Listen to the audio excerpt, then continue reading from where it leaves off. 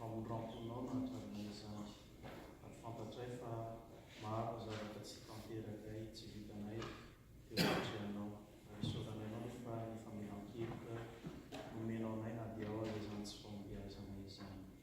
Isoranainao koa ny andizanao anay tsy mitsahatra ny teninao ka ningatanay aminao dia izany teninao izany anitsy anay ampianatra anay mandrakariva ny amin'izay fiainana sitratao fiainanay mampianaranay tokoa ary mitenena aminay mandrakariva koa ianao famin'izay izahay dia mianaranao mavonjy Kristy Jesosy no mangatanay sy amin'iny izany zavatra izany.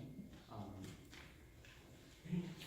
Amin'izao alahady farany amin'ny fotoana ity izao zavana dia ny alahady manaraka ny Noely izany ten'Andriamanitra izay anjarantsika dia hitantsika ao amin'ny filanan-tsara araka ny Lioka.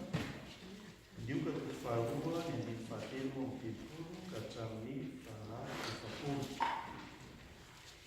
Filanan-tsara araka ny Lioka toko faharoa ny andiny fahatelo amin'ny telopolo ka hatramin'ny efapolo. Rehefa hita izany dia toizao mivaky ny teny amin'ny anaran'i Jesosy.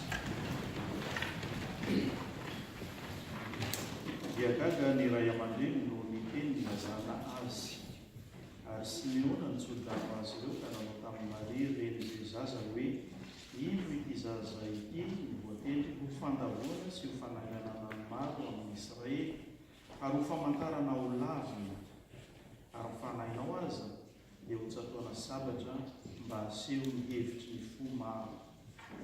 Ary nisy mpaminany vavy anankiray dia Ana zanakavavy Fanuely avy tamin'ny firenen'ny Asera. Efa ampifanahy tokoa izy ary efa mipetra tamin'ny vady ny fito taona taoriana nahavelojena azy ary efa mpitondra tena tokony efatra amin'ny valopolo taona. Ary tsy niala teo an-kianjan'ny tempolo izy fa nanomboka tamin'ny fifalikanina sy ny fivavahana andro aman'alina. Ary no niditra tamin'izany ora izany izy dia nisaotan'Andriamanitra ka nilaza azy tamin'ny rehetra miandry ny fanavotana tao Jerosalema. Ary rehefa vita ny zavatra rehetra araka ny lalàna toa dia niverina tamin'ny Galilea izy dia tao Nazareta tanànany. Ary ny zaza dia nitombo sy niahery sady feno fahendrena ary ny fahasoavan'Andriamanitra no tao aminy. Ray masonao manamasinana ny fahamarinana ny teninao ny fahamarinana. Amen. Ry fiangonana malala ho aminareo rehetra reny fahasoavana sy ny fiadanana avy amin'Andriamanitra raintsika sy Jesosy Kristy Tompo. Amen. Ny tantara izay miseho eto anatriantsika androany dia mampiseho Maria sy Josefa mitondra ny zanany eo amin'ny tempoly. Araka ny lalàna jiosy teo amin'ny fananana zazalahy na zanakalama toa zany dia iny ilay hoe atolotra ho an'ny Jehova. Izany hoe valo andro aoriana nahaterana zany feno valo andro dia entina eo amin'ny tempoly izany zaza izany ka dia atolotra ho an'Andriamanitra araka ny fomba amam-panao teo amin'ny jiosy izany ary tsy niala tamin'izany fomba amam-panao teo amin'ny firenena Israely araka izay fantenenin'Andriamanitra atao raha teo koa zany. Jesosy dia nandalo an'izany lalana izany mampiseho ny mba hoe olombelona tonga olombelona Andriamanitra hanonona tamintsika na tanteraka ny teny fikasana rehetrarehetra araka izay efa milazay mpaminany maro izany Jesosy izany. Fa misy izay andiny soratra masina anankiray hanorenantsika ny zavatra tokony hosontontsika amin'ity tenin'Andriamanitra androany ity eo amin'ny andininy fahaefatra amin'ny telopolo izay ilazany Simeona rehefa nitsongan'ny Maria sy Josefa izy ny amin'ny hoe ino ity zaza ity voatendry ho fandavona sy fananganana maro ao amin'ny Israely ary ho famantarana ho lavina. Asa nahazontsika inona ny fonosin'izany teny izany. Ity zaza ity dia fandavona, ity zaza ity dia ho fananganana ary izy ho famantarana ho lavina eo amin'ny maro.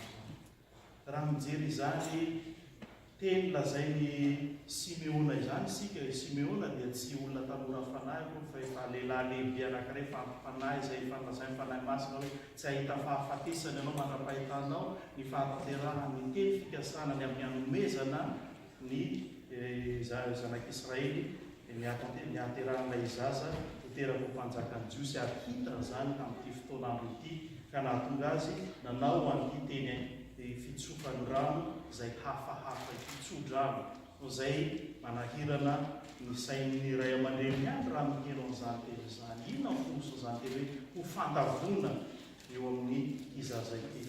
Raha hitantsika tsara fa isika rehetra izao rehefa nanomboka hatrany amin'ny Genesisy ao amin'ny tantarany Adama sy Eva dia efa gadra mifatotra ary tsy nanana fahafahana intsony rehefa voafitaky Satana ny olombelona, ka dia tsy afaka nitraka intsony satria tsy afaka manatanteraka izay sitrapon'Andriamanitra nanomboka hatreo, fa ny sitrapon'ny nofo sy izay mety taminy no nataony eny hatramin'ny famonoan'olona aza dia nitanterana izany amin'ny andron'ny Kaina sy Abela. Hitantsika ny tantara fa ny haratsy nanomboka nanao zavatra tsy araka ny sitrapon'Andriamanitra ny olona. Ary toy ny mandraka ankehitriny amin'izao andro iainantsika izao zany voafatotra ny olona ary misy anankiray izay manjaka eo aminy amin'ny fiainany ka tsy afaka mitraka na manana ny fahafahana ny olombelona. Io no lazainy Simona eto ity zaza ity ho fandavona, tonga ho fandavona iza malavony amin'izany fotoana izany raha mijery ny tenin'Andriamanitra eto sy dia ny fandavona eto dia tsy iza fa lay manandevony olona dia Satana izany. Io no halavony Jesosy, io no resen'i Jesosy satria tsy misy olona maharesy azy. Iza no naharesy an'i Satana? Iza no afaka niady tamin'ny Satana ka milaza fa hoe resinay izy? Fa tsisy na iray aza ny olombelona naharesy an'i Satana. Fa nandevoziny avokoa ny olombelona rehetra ary miankoroka eo anatrehany. Ary io no ahatongavan'i Jesosy manao hoe handrava tanteraka ny asan'ny maizina izy. Handrava koa ilay mpandriany izao tontolo izao izay manjakazaka amin'ny olona rehetra. Io no halaviny tanteraka ary vitany izany tamin'ny andro mpiaina ny fandresena ny fahavalo. Ary io mahatonga antsika hoe aiza ny fandresenao fa ny fahavalo dia efa miresena. Ary io mahatonga ny Paoly apôstôly manao hoe milaza hoe manoatra lavitra no mpandresy isika ao amin'ny Kristy Jesosy, fa tsy hoe no niheriko na ny fahaizana na ny fahalalana na ny tanjaka no nandresena, fa noho ny amin'ny Kristy Jesosy mihoatra lavitra no mpandresy isika. Ny olona mpandresy amin'izao fotoana zao miady mafy sy mikofokofoka mafy vao mandresy ny adversairany izy, fa isika tsy mila manao ezaka isika fa manatona ny Kristy Jesosy ianao dia mandresy, satria efa resin'i Jesosy ny fahavalonao. Ary ilay fahavalo izay resena tsy hitanao asiana tontolo na asiana na fahaizana ary marso ao dia horeseko izy, tsy homehezana fotsiny ianao raha izany no entinao miady aminy. Satria Paoly apôstôly manao zao hoe tsy nofo mandrangy ity ady fahavalontsika ity ka hita hotolomina ka hanaovam-pantireniment matanjatanjaka ity ka horeseko izy, tsia fa fahavalo eny amin'ny rivotra izy ka eo amin'ny toeranao dia fa eo izy, amin'ny alehanao rehetrarehetra dia eo izy, matory ianao dia eo izy, mifoha ianao eo izy, manao izay handavonanao hatrany hatrany.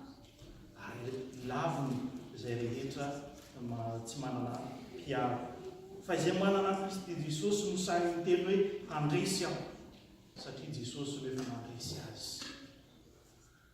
Fa izay tsy manana Jesosy na dia matanjaka tahaka an'iny azy dia andevony, mbola andevony izay tsy manana Jesosy eo amin'ny fiainana. Ka na dia ho tonga aza ny farantaona ka fampiarahaba antsika taona vaovao, rehefa tsy any manana Kristy Jesosy ianao dia mbola andevo ianao, andevo ny fahotana, miampita any amin'ny taona vaovao ny fanandevozana ataon'ity Satana ity raha tsy manana Kristy Jesosy ianao. Fa izay manana Kristy Jesosy dia ho afaka tanteraka. Ka io lazain'ny Paoly apôstôly io, raha misy olona amin'ny Kristy, olo vaovao izy. Ny fanananao an Jesosy hiditra amin'ny taona vaovao no mahavaovao ny fiainanao. Ary naandroany na amity any aza mampidirana ao Kristy Jesosy ao anatin'ny fonao dia olom-baovao ianao efa manomboka androany ny fiainam-baovaonao ny mahatao-baovao ny fiainanao. Izany no tadiany hoentin'ity zanak'Andriamanitra ity. Lazay ny Simona hoe ho fandavony ny fahavalonao tsarovy. Raha manana Kristy Jesosy ianao efa laviny, efa resy. Tsy mila anao intsony hiady aminy fa miantso an Jesosy ianao dia voavonjy ho ny ten'Andriamanitra. Ho fananganana ny maro ao amin'ny Israely. Israely zay lazany eto dia tsy ilay firenen'ny Israely ary a Jerosalema misy amin'izao misy ady isan-karazany ary misy terorisma io, tsy io fa ilay Israely vaovao zay tonga ho fanjakan'Andriamanitra. Ka lasa manangana indray izy ho an'ireo zay lavo tao amin'ny fahotana. Atsangan'Andriamanitra olom-baovao ianao. Izany no asan'ity Jesosy ity. Ianao ilay fahavalon'Andriamanitra no antsoina indray hoe zanako ianao anio. Ary hafa mihitsy amin'Andriamanitra zay misy sy fantatra eto ambony tany ty Andriamanitra tsika ity. Fa raha nampianatra ny vavaka aza Jesosy dia izao nataony hoe izao no ataovinareo rehefa mivavaka ianareo rainay zay nandradaratra. Andriamanitra iza moa pahitanareo nilaza fa hoe ray, antsoina hoe ray. Ary iza no Andriamanitra niantso ny olona hoe zanako ianao. Mba mamadibadia boky ianareo sy tantara na dictionnaire raha mba mahita Andriamanitra ka miantso ny olombelona hoe zanako ianao. Fa ity Andriamanitra ity no miantso anao hoe zanako ianao. Olona afaka isika io lazay Paoly apôstôly eto amin'ity epistily ity amin'ny Galatiana 5 mivakina amintsika io. Rehefa ao amintsika ny fanahiny iray mitoetra ao antsika io no ahafahantsika miantso an'Andriamanitra hoe aba ray eo zanany ianao. Raha zanako ny soratra masina dia antova ny fanjakan'Andriamanitra. Natsangana indray ianao lay fa lasa tany ivelan'ny fanjakan'Andriamanitra, natsangana indray ianao ho zanaka. Ianao lay lavo nanomboka tao amin'ny saha edena no ny fitaka nataon'ny Satana no atsangana indray ny dioviny ity zanak'Andriamanitra ity ka lazaina hoe zanako ianao manomboka io. Izy indray no Andriamanitra niantsoana hoe zanaka. Tsy misy afa-tsy ty Andriamanitra ity ihany no miantso anao hoe zanaka. Ary raha zanaka dia andova ny fiainana mandrakizay. Lehibe zany ndova omen'Andriamanitra anao izany. Ny fanjakany no anjara dovanao. Ny fanjakany no atolo no anao noho ny amin'ity Kristy Jesosy izay tonga ety lazay Simeona ity. Ho fananganana ny maro izy. Ary eto dia hoe famantarana ho lavina. Famantarana ho lavina. Zao mino fa amintsika reto tsy misy avy hatrany dia nanao hoe hino an Jesosy aho. Fa ny fiainantsika rehetrarehetra dia namindahy an'ity Jesosy ity. Tsy misy olona nahay nanaiky an'io Jesosy io. Fa na mihainy fotsiny ihany ary ny sasany mbola menatra ihany satria tsy mahafantatra an Jesosy. Tsy misy mahay manatona ny zanak'Andriamanitra ity na iray azy. Ny misy aza na dia mahafantatra mbola menatra ny aminy. Ary izay hoe mandahy isika. Ny henatra an Jesosy. Ny tsy fahasahiana mijoro vavolombelony hoe zaho dia kristianina mpanarady mino an Jesosy Kristy amin'ny fiainako manontolo. Izany dia endriny fandavana izany. Fandavana pasifika. Manginginao. Tsy dia misehoana fa sao dia zao fandavana izany. Menatra Kristy Jesosy fandavana izany. Fa inona no mahatonga an'izany? Dia io ilay vokatry ny fahalenentsika ao anaty izay mbola manjaka ao anatin'ny fiainantsika. Mbola femitahitra ao anatintsika ao. Ary io ilay mahatonga hoe fandavana laviny olona izy. Ary mandraka ankehitritsika amin'ny teny izao dia mbola maro ny fomba rehetra entina hanimbana ny filazantsara. Hanapotehana ny filazantsara, ty baiboly izay raisinao entinao ampilatananao io, dia maro ny fomba ampiasainy fahavalon'Andriamanitra hoentina hanatsika fonana an'ity hoe hanamaivanana an'ity mba tsy hatonganao hino ny tenin'Andriamanitra intsony. Satria ato no manambara ny marina, ary ny marina tsy zaka ny aizina, akely hopotehina izany fahamarinana anaketin'ny soratra masina izany. Ka mbola mitohy mandrakakehitriny ny fandavana ny zanak'Andriamanitra, mandra-pahatonga ny amin'ny fitsarana rehefa amin'ny fitsarana farany dia hiharihary eo izay rehetra nanaiky sy nandà izany fanomezan'Andriamanitra izany. Raha ny tenin'ny Simeona eto dia hitantsika tsara ny fandavana azy tamin'ny amin'ny fiainany rehetrarehetra, tamin'ny asa izay nataony, fa na dia mitarika fiovana tao amin'ny tempoly aza nanentsika azy sy nanangana vavolombelona samboka mba hiamanga an' Jesosy, izany endriky ny fandavana azy ka natonga azy novonoina teo amin'io azo fijaliana io. Kanefa na dia misy aza zany dia mieritra fieverana ilo hoe ho fahareseny zany anefa nahavatika Andriamanitra sy novany ho lala famonjena ho azy sy manao hanarana fiaina-baovao. Koa ny zavatra aseho teo amin'ny Krismasy dia mitondra zava-dehibe ho antsika ankehitriny, mandraka ankehitriny ary mbola manan-kely hatramin'izao ho an'ny olona izay rehetra nandray ity zanak'Andriamanitra ity teo amin'ny fiainana.